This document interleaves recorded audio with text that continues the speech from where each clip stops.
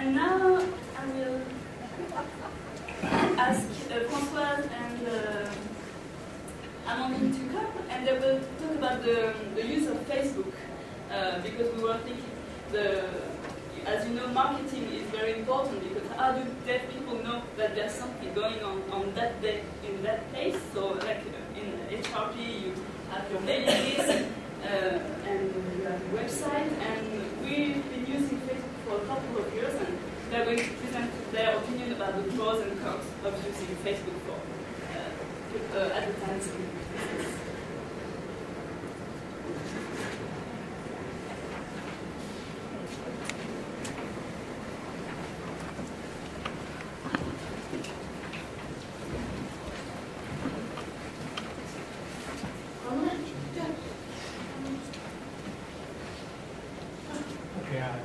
Suppose everybody knows that Facebook is a social network with you can keep in touch with your friends, with your family, with people with people you work with.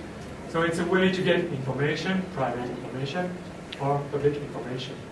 And when we're talking about seeing the source, it's obviously a public page can be seen by everybody. So it's public information.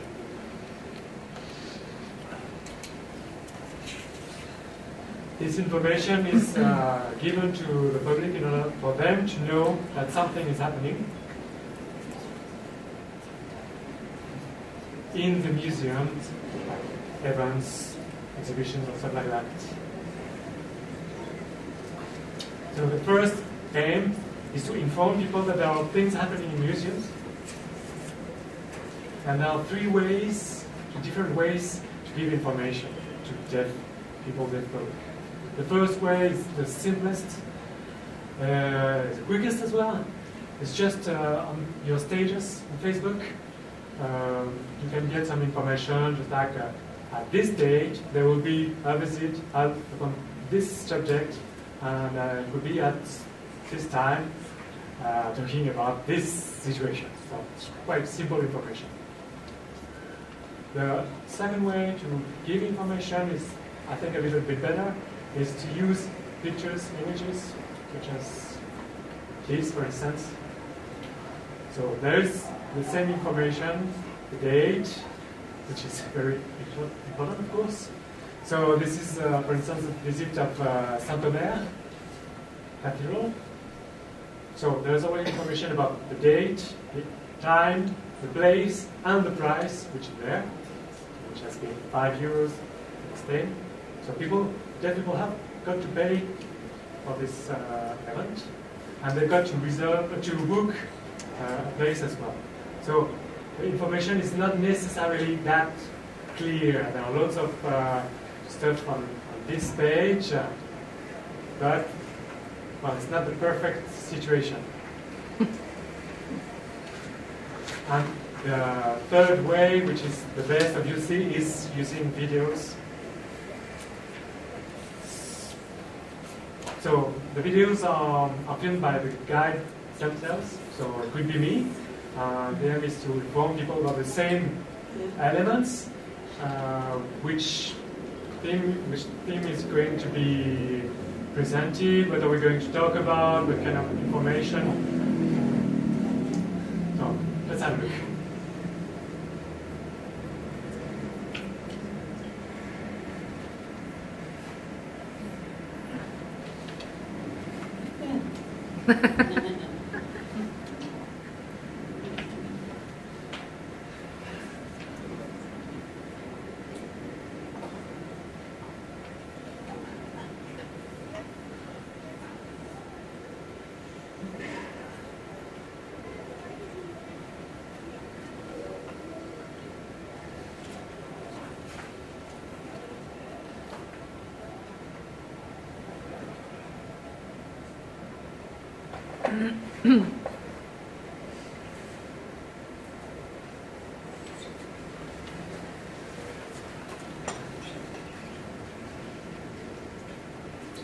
So what Françoise was saying on this video was talking about what we are going to visit, at what time the visit will be held, and there was some more detailed information in the middle of the video that I didn't show you.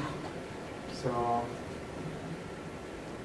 the video is used to give more information in order to get people more interested or attracted by this, and this is why just come and see, and you will know more about it. It's a way to attract the public.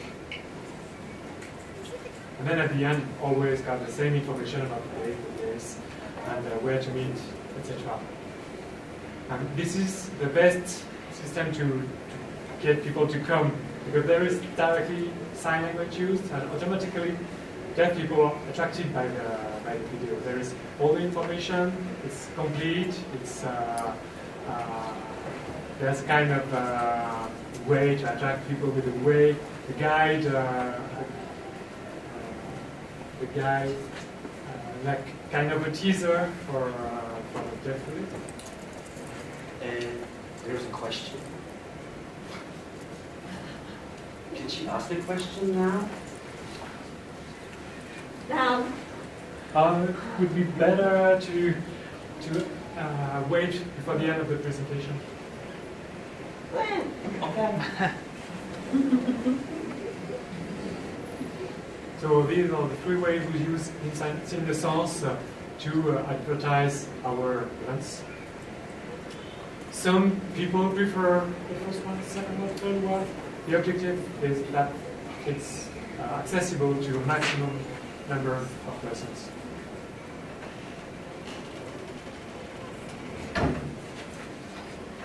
So these are the three ways, but maybe it would be interesting to wonder, before we put this video on Facebook, what kind of work we do.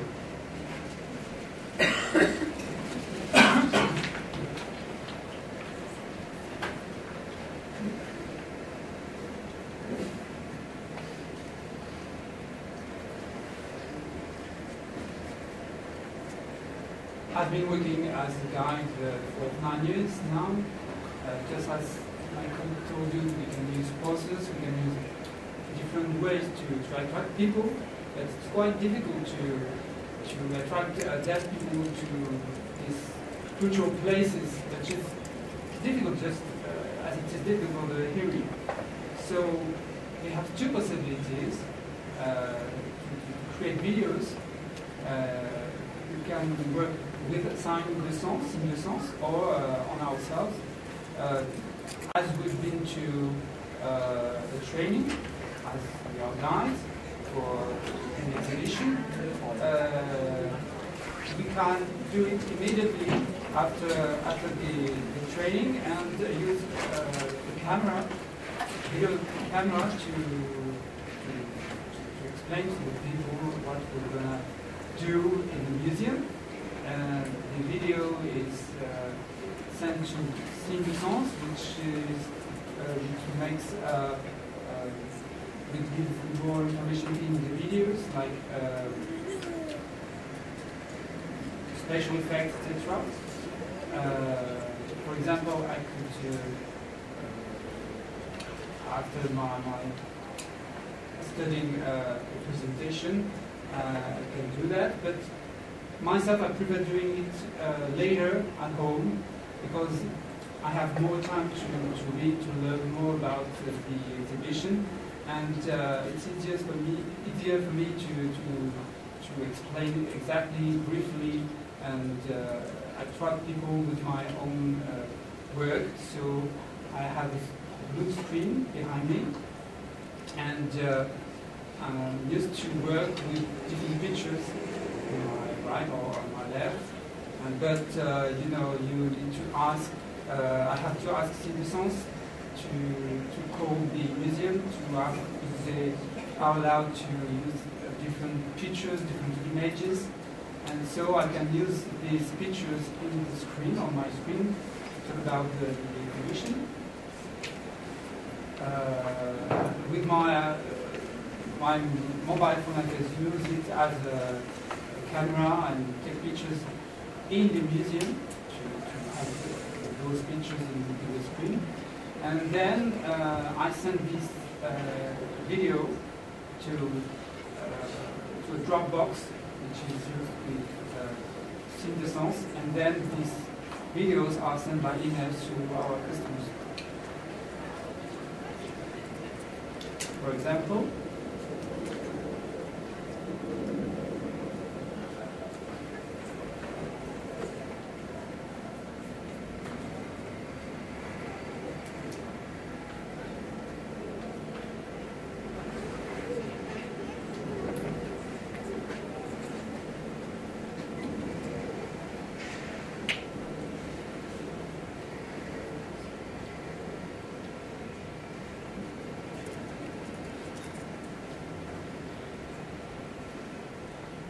oh, sorry. I was just wondering, I thought that the interpreters were interpreting the video. Well, this lady is a famous writer, and she loved French paintings, and she wrote sorry, French. And she wrote about this painting.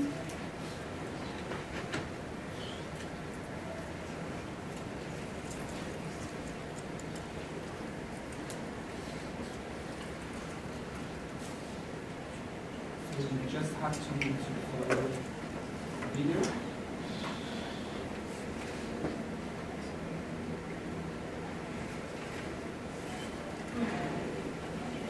Now, I don't want you to sleep now, so we will stop the video. But so you have at the end of the video our email, different information.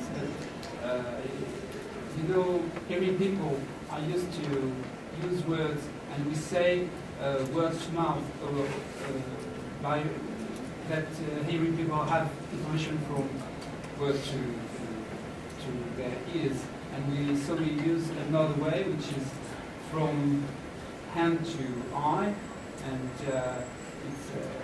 it's a way to give this information. For example, during a meeting of deaf people, I'm used to ask people to listen to me, and I tell them what could be an event a few days later.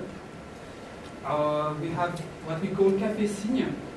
Yeah, we have the Café Signe, which are events where people meet together in a bar, in a cafe, and music and communicating with sign language, hearing or deaf people.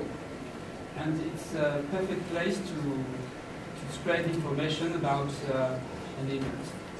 It's another way for us to communicate. I saw a question, I don't know, through? Oh yeah, but we didn't finish. I mean, that's something to say. As you saw, Facebook is a very good tool to spread information, but there are always positive and negative aspects. It's very easy, for example, to spread information. It's very fast working, and in North Pas-de-Calais region in France, you can use North Pas-de-Calais. It's the name of a region. It's the North region of France.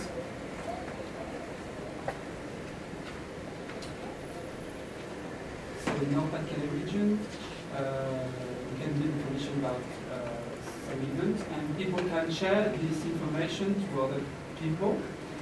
And so the information is spread just naturally, with videos, with pictures too. And our guys have a public profile that can be seen by everyone, which is not private.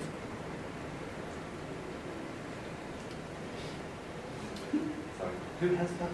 Who has it? The guides.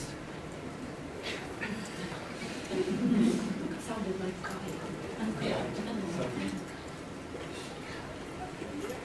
But the negative aspect of this tool is that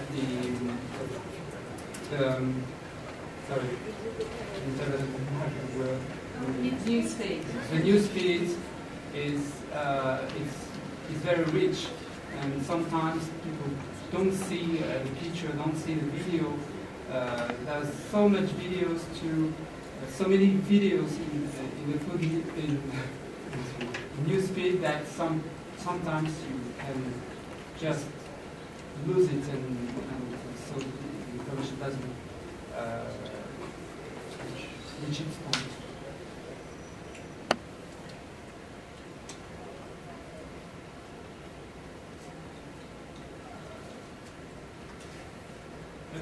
Well, before people hadn't to book or make a reservation to go to the exhibition, and we thought, for example, that at one day we would have 15 persons, and we only have 5. So now we asked people to book their visits by email, and so with Cinescence, we know that we just have we can do visits for 12 to 15 persons and more, and it's another way to have their email addresses. So if there's another exhibition later, we can use these addresses to call them and to be in touch with them and keep having information for them. A negative aspect is that some people don't have Facebook profile, so, well, many people have Facebook, but some of them don't.